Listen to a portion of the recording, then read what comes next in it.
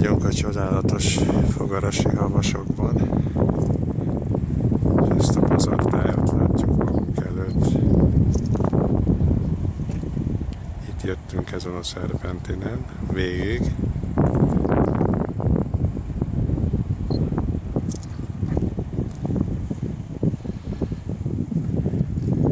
Onnan egész a völgykatlan aljáról. Most körülbelül 2000 méteres magasságban lehetünk.